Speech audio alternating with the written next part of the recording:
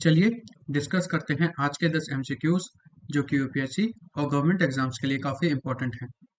नमस्कार, मैं हूं Abhay Singh, current affairs for exam से। मलेरिया किस वाहक द्वारा फैलता है? आपके ऑप्शंस हैं फ्रेंड। एंडीज मच्छर, मादा एनीफलस मच्छर, क्यूलेक्स मच्छर या फिर सैंड फ्लाई। इसका सही जवाब है फ्रेंड्स, मादा एनीफलस मच्छर। अब इस बारे में हम क्यों पढ़ रहे हैं फ्रेंड्स? क्योंकि 25 अप्रैल मतलब आज ही के दिन वर्ल्ड मलेरिया डे मनाया जाता है। वर्ल्ड मलेरिया डे मनाया जाता है। मलेरिया एक पैरासिटिक डिजीज है जो प्लाज्मोडियम पैरासाइट की वजह से होती है। मैं आपको यहाँ पे लिख देता हूँ नाम, प्लाज्मोडियम पैरासाइट।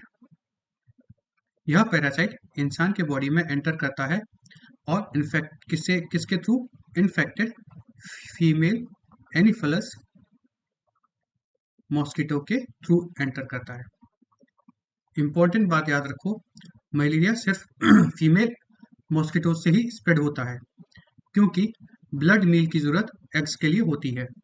मतलब जो एक मादा मच्छर में एग्स होते हैं, अंडे होते हैं, उसको भरण पोषण के लिए ब्लड की जरूरत होती है, इसलिए यह फीमेल एनीफिलस मच्छर से ही फैलता है। बाइट के बाद पैरासाइट पहले लीवर में मल्टीप्लाई करता है, फिर ब्लड स्ट्रीम में जाकर रेड ब्लड सेल्स को इन्फेक्ट करता है। इसी वजह से फीवर साइकिल्स, वीकनेस और अनीमिया होता है। अच्छा, इसमें मेन स्पीसीज क्या है? तो मेन स्पीसीज है प्लाज्मोडियम फैल्कीपरम, जो सबसे डेंजरस सीवियर मलेरिया और डेथ रिस्क कैरी करता है। उसके बाद आता है प्लाज्मोडियम वाइवक्स, जो भारत में कॉमन है और रिलैप्स कर सकता है। और उसके बाद आता है प्लाज्मोडियम मलेरिया ओवले और नोलेलसी। इसके सिम्टम्स होते हैं हाई फीवर, शिवरिंग, स्वेटिंग मतलब बहुत ज़्यादा पसीना आना, हेडेक, सरदर्द मतलब वोमिटिंग मतलब उल्टी आना, और वीकनेस। भारत ने टारगेट रखा है मलेरिया एलिमिनेशन बाई 2030, मतलब 2030 तक भारत से मलेरिया का खात्मा करना है। अच्छा, इसमें दो इनिशिएटिव बहुत इंपॉर्टेंट हैं। पहला है NVPDCP, NVPDCP मतलब national vector borne disease control programme. दूसरा है मेरा इंडिया मतलब malaria elimination research alliance India. चलिए अगले प्रश्न पर आते हैं। विश्व पशु चिकित्सालय दिवस किस दिन मनाया जाता है? आपके ऑप्शन है फ्रेंड। अप्रैल का अंतिम शनिवार, अप्रैल का पहला शनिवार, 25 अप्रैल या 1 मई। इसका सही जवाब है फ्रेंड्स, अप्रैल का अंतिम शनिवार। दोस्तों, हर साल अप्रैल के अंतिम शनिवार को ऑब्जर्व किया जाता है वर्ल्ड वेटनरी डे अर्थात विश्व पशु चिकित्सा दिवस। यह दिवस वेटेरियंस के कंट्रीब्यूशन को सैल्यूट करता है। इसे ऑर्गेनाइज किया जाता है वर्ल्ड वेटनरी एसोसिएशन द्वारा। अच्छा, लगभग 7% जो ह्यूमन इन्फेक्शन होते हैं फ्रेंड्स, वो जूनोटिक होते हैं। जूनोटिक मतलब जानवरों से जो ह्यूमंस में आते हैं, जैसे कि rabies, bird flu, swine flu, Nipah virus etc। इन्हीं को कंट्रोल करने के लिए अगर हमने जानवरों में भी ये डिजीज कंट्रोल कर लिए तो ये डिजीज ह्यूमंस में ही फैलेंगे। साथ में जानवरों को जो बीमारी होती है वो उनको इन्फेक्ट कर सकती है और उनकी जान को भी खतरा हो सकता है। इसके लिए वेटनरियंस का बहुत इंपॉर्टेंट रोल होता है, क्योंकि रोजमर्रा के जीवन में जानवर हमारा बहुत सहयोग करते हैं। फ्रेंड्स, गवर्नमेंट स्कीम्स की बात की जाए तो एक गवर्नमेंट स्कीम है NADCP अर्थात national animal disease control programme. चलिए अगले प्रश्न पर आते हैं। अंतर्राष्ट्रीय प्रतिनिधि दिवस किस वैश्विक घटना को स्मरण करता है? आपके ऑप्शन है friend. Treaty of Versailles, San Francisco conference, Bretton Wood conference, boarding conference. तो इसका सही जवाब है फ्रेंड्स, सैन फ्रांसिस्को कॉन्फ्रेंस। दोस्तों, 25 अप्रैल को ऑब्जर्व किया जाता है इंटरनेशनल डेलीगेट डे अर्थात अंतर्राष्ट्रीय प्रतिनिधि दिवस। हर साल अच्छा, ये 25 अप्रैल को क्यों सेलिब्रेट किया जाता है? क्योंकि 25 अप्रैल 1945 में सैन फ्रांसिस्को में एक कॉन्फ्रेंस आयोजन किया गया था, जिसमें लगभग 50 कंट्रीज ने भाग लिया था और यहीं से यूनाइटेड नेशन का चार्टर बना था। इसे यूनाइटेड नेशन द्वारा रिकॉग्नाइज किया है फ्रेंड्स 2019 में। किसको? वर्ल्ड इंटरनेशनल डेडिकेट डे को। चलिए अगले प्रश्न पर आते हैं। अप्रैल 2026 में बांग्लादेश में भारत के उच्चायुक्त के रूप में किसे नियुक्त किया गया है? आपके ऑप्शन है फ्रेंड, श्री सुब्रमण्यम जयशंकर, श्री प्रणय वर्मा, श्री अजित डोभाल या श्री दिनेश त्रिवेदी। इसका सही जवाब है फ्रेंड्स, श्री दिनेश त्रिवेदी।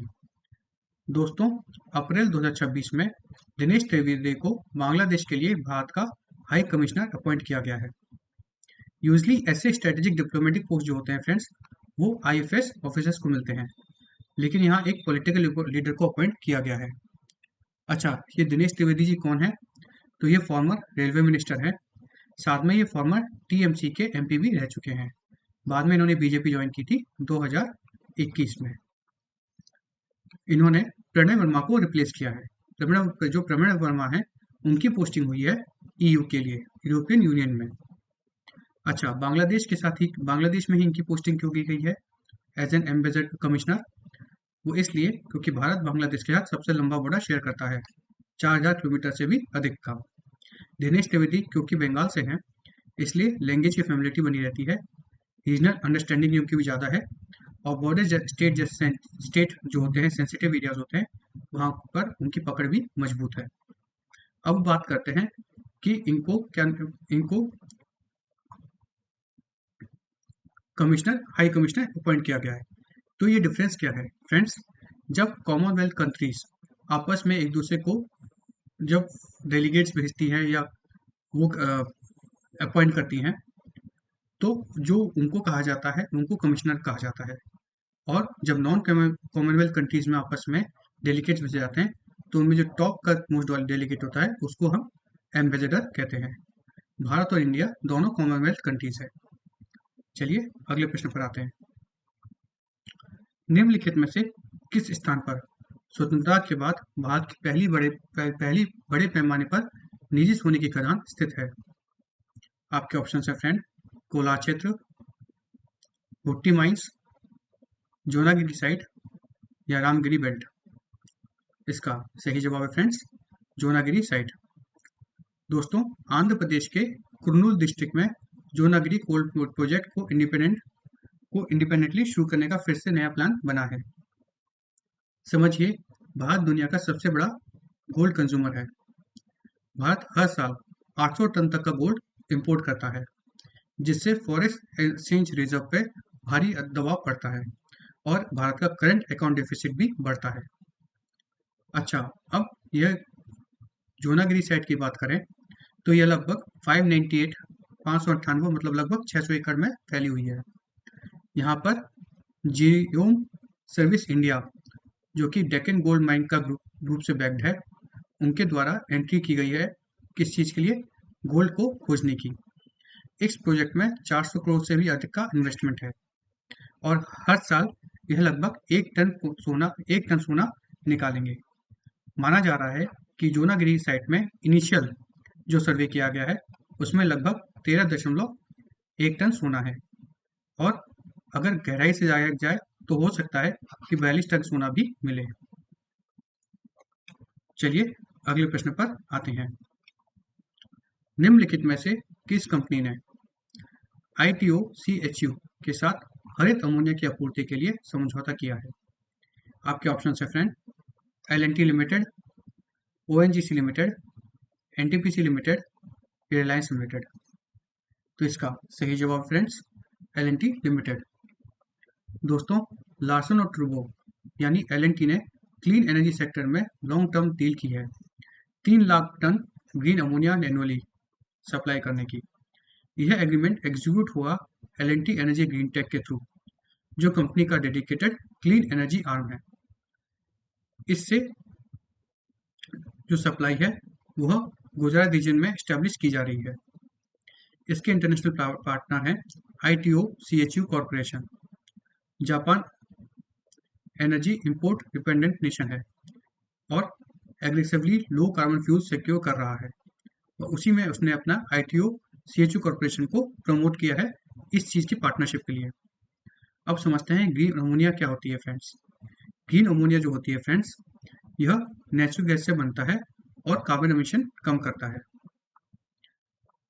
इसका use maritime shipping fuel, hydrogen carrier के रूप में, फर्टिलाइजर्स के फीड स्टॉक के रूप में, थर्मल पावर ब्लेंडिंग के रूप में और एक्सपोर्ट के रूप में किया जा सकता है।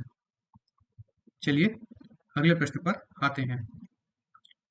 RBI द्वारा NDD बाजार में भाग लेने के से किन संस्थाओं को प्रतिबंधित किया गया था? आपके ऑप्शन हैं friend, hedge fund, global bank, domestic bank या फॉरेन इन्वेस्टर्स। इसका सही जवाब है फ्रेंड्स, घरेलू बैंक्स। दोस्तों, NDD का फुल फॉर्म होता है नॉन डिलीवरेबल डेरिवेटिव्स, या प्रैक्टिकल लैंग्वेज में कहें तो नॉन डिराइवेबल फॉरवर्ड्स। यह exchange rate based derivative contracts होते हैं जहां फिजिकल करेंसी नहीं होती है।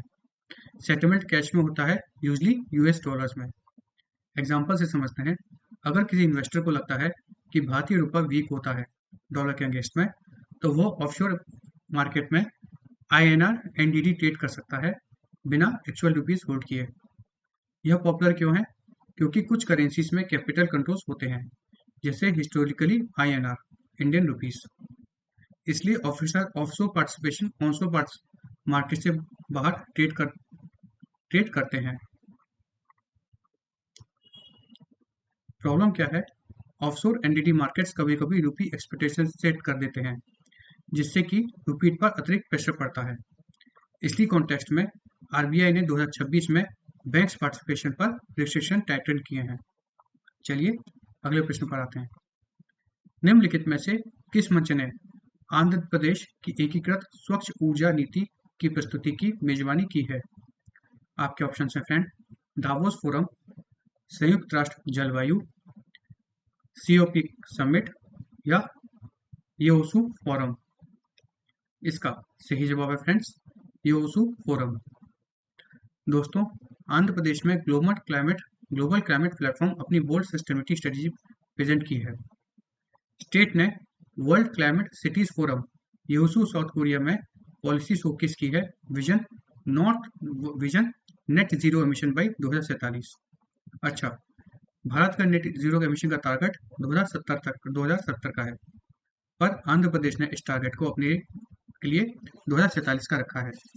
यह target chief minister N Chandrababu Naidu के डेवलपमेंट विजन से लिंक्ड है। नेट जीरो का मतलब ये होता है कि जितना ग्रीन हाउस एमिट हो रहा है उतना ही एब्जॉर्ब कर लिया जाए। चलिए अगले प्रश्न पर आते हैं। निम्नलिखित में से कौन सा अधिनियम भारतीय बैंकों में 26% मतदान अधिकार सीमा को नियंत्रित करता है? आपके ऑप्शन हैं friend, RBI act, banking act, companies act या फेमा एक्ट। तो इसका सही जवाब है फ्रेंड्स, बैंकिंग एक्ट। दोस्तों, बैंकिंग रेगुलेशन एक्ट 1949 भारत के बैंकिंग सेक्टर में एक बहुत बड़ा स्ट्रक्चर रिफॉर्म डिस्कस हो रहा है। Government of banking regulation act 1949 के under existing 26% voting right cap को रिव्यू कर रही है। यह इश्यू डायरेक्टली लिंक्ड है banking reforms, privatisation, foreign investment और विकसित भारत विजन से। अब समझते हैं प्रॉब्लम क्या है। आज प्राइवेट बैंक में फॉरेन इन्वेस्टर्स या स्ट्रेटेजिक इन्वेस्टर्स 74% तक स्टेक होल्ड कर सकते हैं। उनके पास वोटिंग राइट लेकिन सिर्फ 26% की ही रहेगी। मतलब पैसे ज़्यादा इन्वेस्ट करने के बाद भी, ओनरशिप ज़्यादा होने के बाद भी डिसीजन मेकिंग ज़्यादा नहीं होगी। यही कहा जा रहा है कि ओनरशिप और कंट्रोल का मिसमैच होता है। अगर किसी इन्वेस्टर के पास 51% शेयर होल्डिंग है, लॉजिकली मैनेजमेंट कंट्रोल उसको मिलना चाहिए, लेकिन वोटिंग राइट सिर्फ 26% होने के कारण बोर्ड डिस्कशंस या पॉलिसी डायरेक्शन में वह फुल इन्फ्लुएंस नहीं रख पाता है।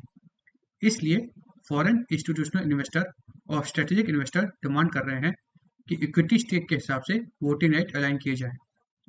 यह रिफॉर्म इंपॉर्टेंट क्यों है फ्रेंड्स?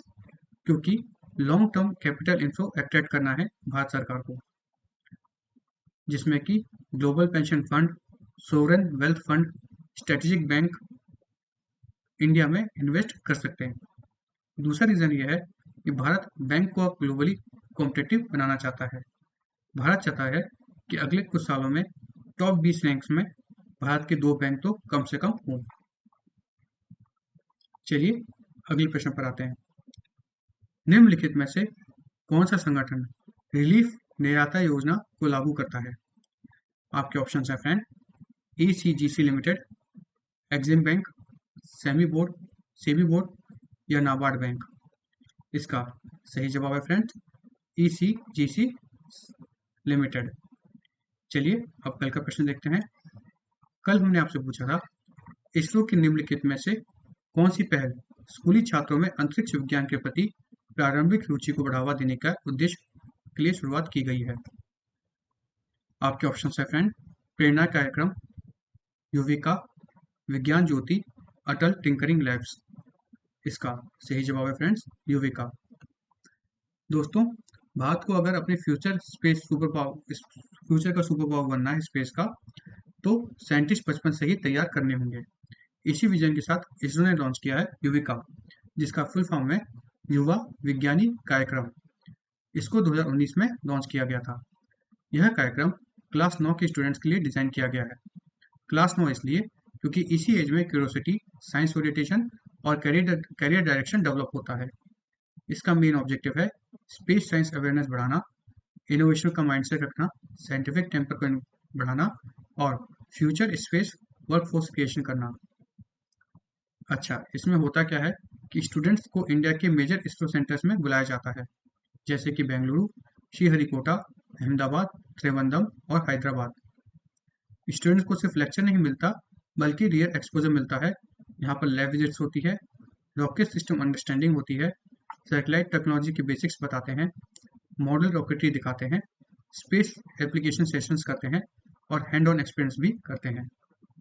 अच्छा, इसका सिलेक्शन होता है ऑनलाइन क्विज से, एकेडमिक रिकॉर्ड से और क्लास 8 के परफॉर्मेंस से। चलिए अब कल के लिए प्रश्न देखते हैं।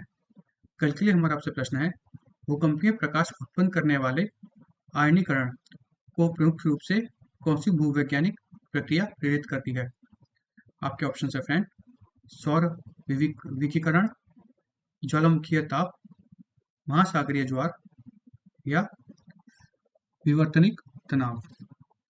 इसका जवाब आपको कमेंट सेक्शन में देना है। फ्रेंड्स, अगर आपको आज का सेशन इन्फॉर्मेटिव और फ्रूटफुल लगा तो लाइक, शेयर, सब्सक्राइब अवश्य कीजिएगा। धन्यवाद। जय हिंद, जय भारत।